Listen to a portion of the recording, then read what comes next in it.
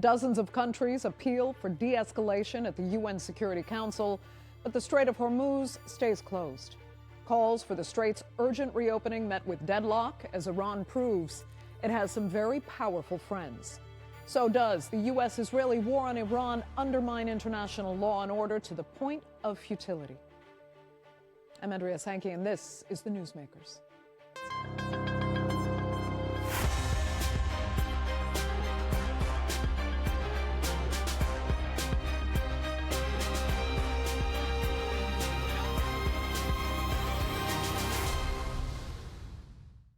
Well, the UN Security Council is supposed to be a kind of ultimate arbitrator for maintaining international peace and security.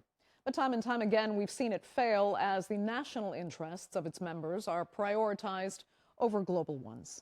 An attempt led by Bahrain to force Iran to open the Strait of Hormuz failed, unable to secure the support of Russia and China.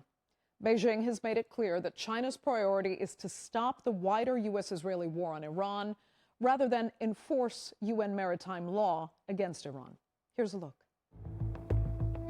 The map of global insecurity is increasingly being drawn at sea, and the United Nations Security Council is mostly singing from the same urgent song sheet. I appeal to the parties, open the strait, let ships pass, no tolls, no discrimination, let trade resume, let the global economy breathe.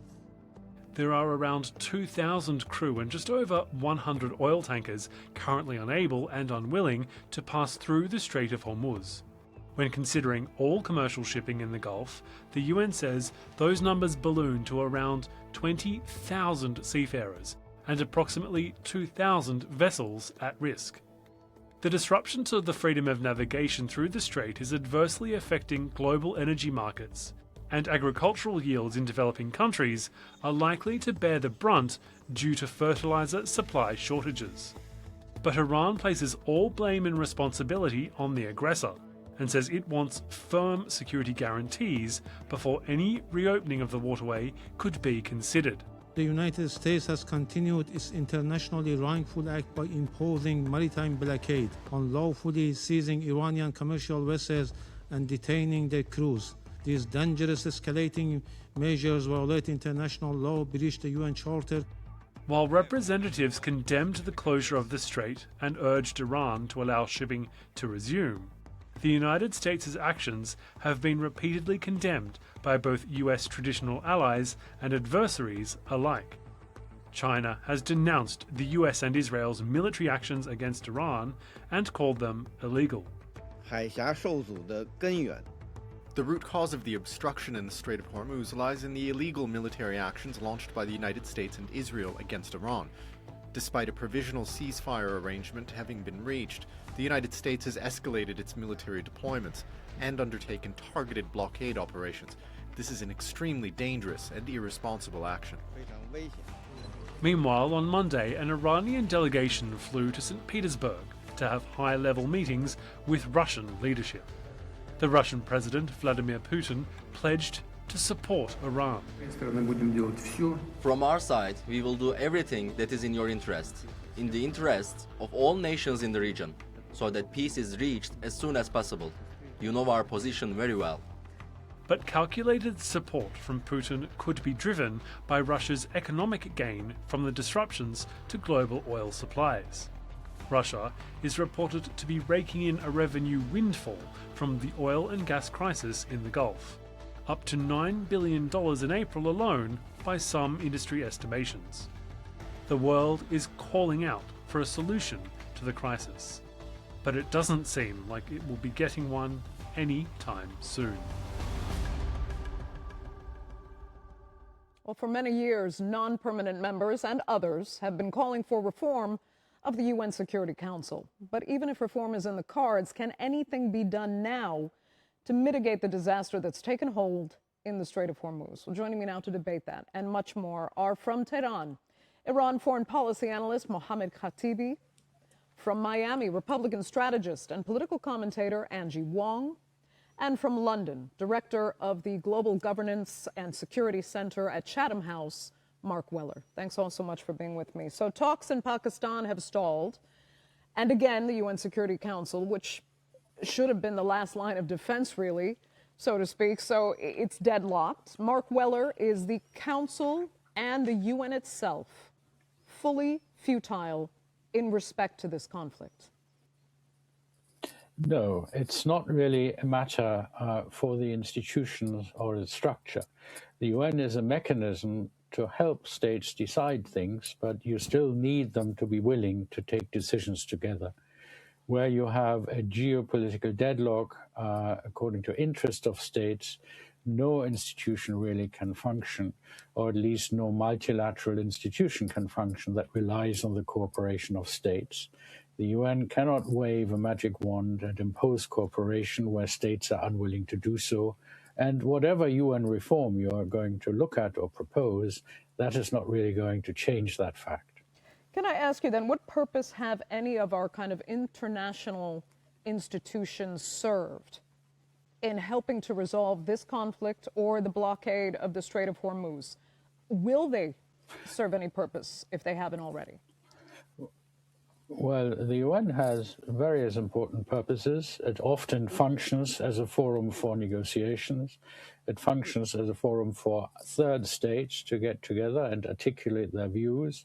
For instance, in the Security Council, to declare that the majority view of states is that the armed action by Israel and Iran was unlawful. That is important to stop unhelpful precedents from developing in international law, to clearly identify a violation of international law.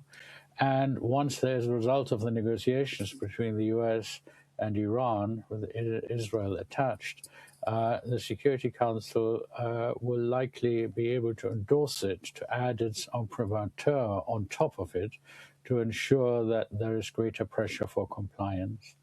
So the organization is not useless, but the organization cannot perform miracles where states are unwilling to settle themselves. Fair enough. But Angie, let me ask you this then. I mean, because the United States under the Trump administration has made it clear that it doesn't really respect the United Nations and doesn't feel that it needs to adhere to international law as dictated through the United Nations. But is Washington may be wishing right now there were a mechanism that could force Iran to do what it wants because U.S. threats aren't working. And if international law were worked with more closely, Iran perhaps would have to acquiesce. Well, it's no secret that President Trump and the UN, they don't get along very well, mainly because President Trump has constantly asked for help from bodies like the UN to receive absolutely nothing but silence. It's nice to have these forums. It's nice to discuss with an international panel. But the reality is, how much power does the UN Security Council have in order to enforce the opening of the Straits of Hormuz? And does it have enough military power to actually do the enforcement? No. So it does need a whole panel of international players. Now, President Trump is trying to do a workaround by inviting NATO allies, inviting his friends around the world to help him reopen. So far, not too many people have volunteered, but he understands there's an economic pressure to doing so. And all these nations would benefit if we can get the Straits of Hormuz reopened. So the agenda is clear. Everybody wants them open. The only thing that's stopping us is one player, which is Iran. And they do not want to have this open because they want to continually have power to open and close the straits to their likings, even at the detriment of their own economy, which is losing about $500 million US every single day by having it closed. So right now, the U.S., we're in a position to wait it out because that is to our benefit, that we don't need it as desperately as other countries do. We know that the King of Thailand even flew to Tehran a few weeks ago begging for his oil to be released to his country. They're out of petrol, and so are many smaller nations. So, time will reopen the straits, but right now we need international help to do so. Okay, I'll let Mohammad respond to Angie's analysis there. Go ahead. So the esteemed guest from the U.S. talks about Iran being responsible for the closure of the Strait of Hormuz. Let me ask her a question. who started this war, which resulted in closure of the Strait of Hormuz. Before the attacks against Iran, the strait was open and over 190 ships passed by. But after the attacks, Iran only allowed the ships which are aligned with it, for example, Turkey, China, Pakistan, which did not cooperate. Mohammed, I don't want to move backwards too much Iran. because we know the argument is, yes, the U.S. and Israel attacked Iran, but the U.S. now claims that they had no choice because Iran was going to develop a nuclear weapon. I don't want to get back into that debate. We know where each of you right now, Iran wants to reopen the Strait of Hormuz, but this is the U.S. which has imposed a blockade on Iran, and this is what prevents further negotiations in Pakistan. Iran asked one thing, that the strait should be open to all, not just Mohammed, we understand. These are we've heard the position of Iran. We're asking, though, about the international institutions now, particularly the UN Security Council. In that respect, Iran should be feeling relatively good because, as I said earlier, Iran does have some very powerful friends here. So what have Russia and China now, I mean, they really have gone to bat for Tehran at the United Nations, have they not?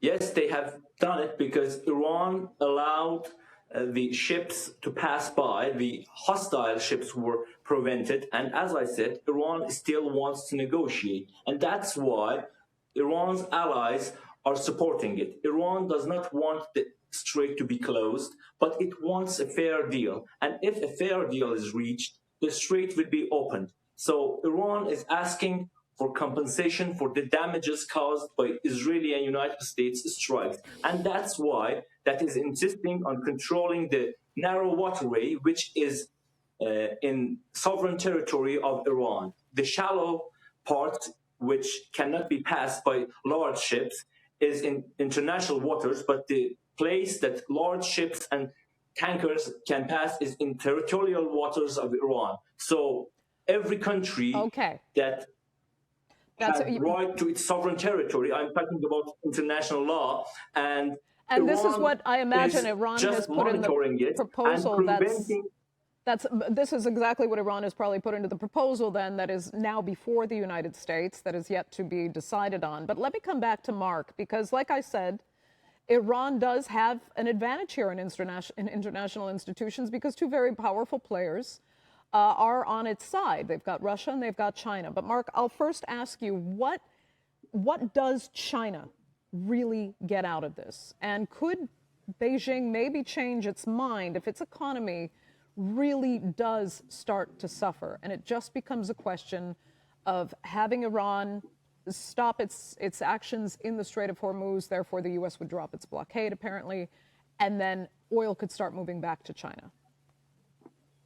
Well, the first point in relation to what our colleague from Tehran says, no, the Strait of Hormuz, it does lie within in part of the territorial water of Iran, but international law is very clear that for a strait that international shipping depends on for its navigation, the coastal state has no right to suspend passage or to impose fees or any other restriction. This is an if I may finish, please. This is an interest that actually China, as a major emerging or already existing maritime nation, shares with the rest of the world. And that, I think, would be an important argument to persuade the Chinese to take another look at this. The UN Security Council has condemned in its initial resolution, which was adopted, where Russia, China abstained, the blockage of the Strait of Hormuz. The problem is more the claim to enforce a right of passage through a Chapter 7 mandatory and possibly military authorization from the Security Council, which China always or generally opposes. And of course, Russia is in a different position anyway at the moment.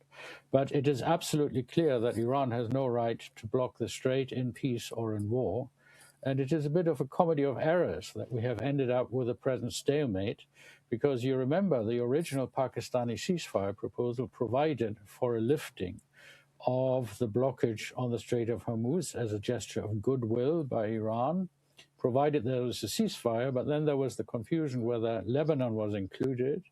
Iran said, we'll keep the blockade until that is resolved. But once that was resolved, the US had imposed its own blockade, which led Iran to fail to do so. And in relation to what our colleague from Miami said, yes, the US can sit pretty and await developments, but it is really the rest of the world that is paying the price for a conflict in which it had no role, in which it was not consulted, and which most governments of the world regard as unlawful, unnecessary, because the ultimate irony is that any result that will come out of it can only come out of it under the aegis of the UN and the International Atomic Energy Agency, which will need to impose strengthened requirements on Iran in relation to its civil nuclear program. This is more or less what was nearly negotiated 6 weeks ago, just before the conflict broke out by the Omanis. And oddly, ironically, and sadly, this is what we need to get back to. Negotiations is the only way out. The Security Council is not going to impose a solution. There has to be a realization that nuclear weapons, no, Iran won't have them, but its peaceful nuclear program will be subjected to increased controls, which Iran will need to be able to accept. Okay. And there cannot be also a temptation to get the US president to think that he might share in revenue from shipping through the straits. Shipping must remain open for all. It's already a few other states that are now saying, oh, maybe we can charge a huge fee for passage through the Strait of Malacca and other places. Right. And that would be really a disaster for the world. Mark, I mean, this is where international law should be clear, but it obviously isn't. If there's going to be this much turmoil in trying to just enforce even the most basic laws of who has the rights to blockade anything, or I should say does not have the rights to blockade anything. But let me, you brought up the other issue with Angie saying that the U.S. can wait it out.